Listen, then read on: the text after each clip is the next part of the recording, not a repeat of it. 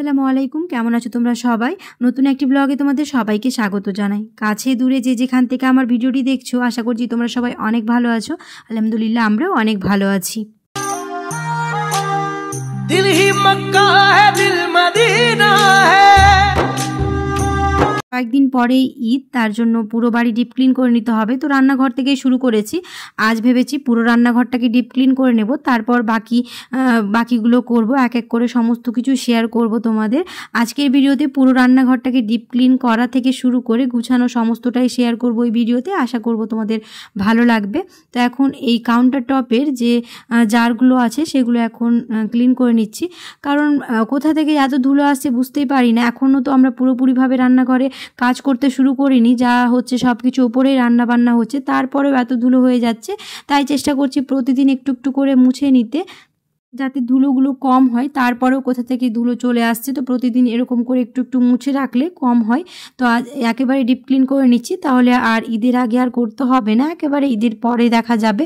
আর রান্নাঘরটা হয়ে গেলে তারপর বাকি ঘর, ড্রয়িং রুম সবই করতে হবে। जब तक है दिल सवाली रहे। যেহেতু রোজার দিনের সকালবেলায় কোনো ভারী কাজ থাকে না, তাই চেষ্টা করছি এরকম করে একটু একটু করে সব কিছু ডিপ ক্লিন করে নিতে, তাহলে সমস্ত কাজ খুব তাড়াতাড়ি হয়ে যাবে। তো আজ রান্নাঘর থেকেই শুরু করেছি। আর যা কাজ শুরু হয় রান্নাবান্না সব তো দুপুরবেলা থেকে শুরু হয়। সকালবেলাটা এমনি বসে থাকি, তাই ভাবলাম একটু একটু করে কাজগুলো করে নিতে, যেহেতু হাতে আর সময় নেই, মাত্র 2 থেকে 3টা দিন সময় আছে। প্রতিদিন এরকম রান্নাঘরটাকে পুরোটাই ক্লিন করে নিই, তারপরেও পরের দিন সকালবেলায় উঠে দেখব প্রচুর ধুলো। এখনও হয়তো কাঠের ওই ধুলোগুলো এখনও পুরোপুরি মিটেনি, মানে প্রতিদিন এরকম করে মুছে নিতে হবে। তারপরে হয়তো অনেক দিন পরে এরকম ধুলোগুলো যাবে, যেহেতু কাঠের কোথা থেকে ধুলো চলেই আসছে। আল্লাহ কা এহসান, দিল দিল রমজান, শানে নজুলে কুরআন।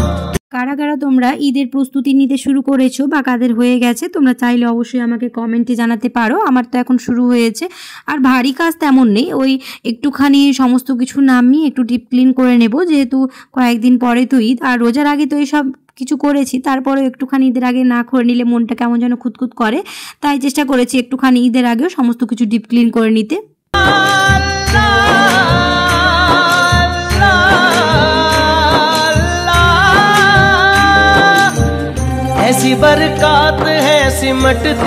এখন পর্যন্ত যারা আমার ভিডিওটি দেখছো আর চ্যানেলটিকে সাবস্ক্রাইব করোনি, অবশ্যই সাবস্ক্রাইব করে দিও, আর পাশে থাকা বেল আইকনটাকে প্রেস করতে একদমই ভুলো না।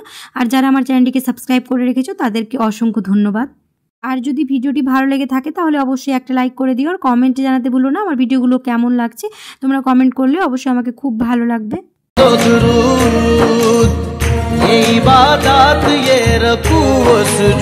এই মানি প্ল্যান্টের গাছগুলো দেখতে পাচ্ছ, চেষ্টা করেছি বাড়ির সব কর্নারে এরকম মানি প্ল্যান্টের গাছ লাগিয়ে দিতে, তাহলে এটা দেখতেও ভালো লাগে।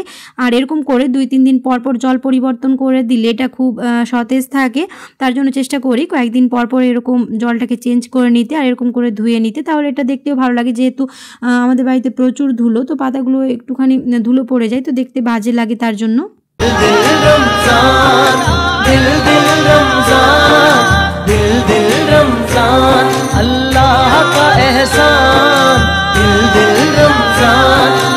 তবে আমাদের ড্রয়িং রুমের বাইরে অনেকগুলো মানি প্ল্যান্টের গাছ ছিল জানালাগুলোতে। পুরো যখন বাড়ি ডিপ ক্লিন করা হয়েছিল, যখন রান্নাঘরের কাজ শেষ হয়ে যাওয়ার পরে, তখন ওই সবগুলো তুলে ফেলা হয়েছে, আবার নতুন করে লাগাতে হবে এখন। আর ড্রয়িং রুমে সেরকমভাবে মানি প্ল্যান্টের গাছ লাগানো নেই, জানালাগুলোতে এখন খালি আছে।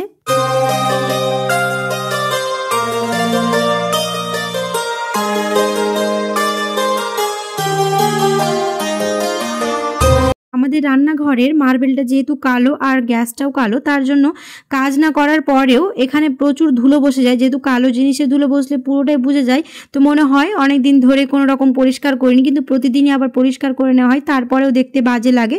কালো জিনিসে একটুখানি ধুলোটা বেশিই বোঝা যায়। এখন আমাদের রান্নাঘরে প্রায় জায়গায় এরকম কালো দেখতে পাওয়া যাবে, কারণ কাজগুলো পুরোটাই কালো লাগানো হয়েছে, তার জন্য প্রতিদিন এরকম না মুছে নিলে দেখতে বাজে লাগে। হয়তো ক্যামেরাতে অতটা বোঝা যায় না, কিন্তু এমনিতে খুবই বোঝা যায়।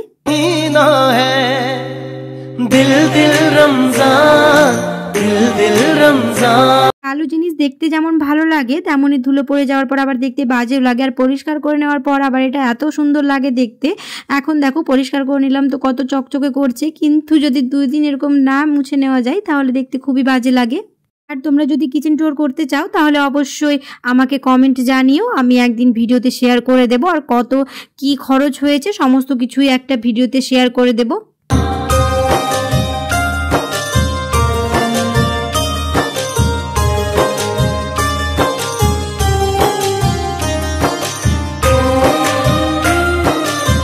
রান্নাঘরটা ছোট মনে হলেও পুরো ডিপ ক্লিন করতে অনেকক্ষণই সময় লেগে গেছিলো, আর সেরকমভাবে পুরোটা তো দেখানো হবে না, ভিডিওটা অনেক বড় হয়ে যাবে, তাই একটু একটু করে দেখানোর চেষ্টা করেছি। আমার মনে হয় প্রত্যেকটা মেয়েরই স্বপ্ন থাকে তার বাড়ি বা রান্নাঘর যাই হোক সুন্দর করে এরকম সাজিয়ে গুছিয়ে রাখতে, কারণ রান্নাঘর বিশেষ করে যদি এরকম সুন্দর করে সাজিয়ে গুছিয়ে রাখা হয় তাহলে মনটাও ফ্রি থাকে আর কাজ করতেও ভালো লাগে, কারণ মেয়েরা তো বেশিরভাগ সময় রান্নাঘরেই কাটিয়ে দেয়।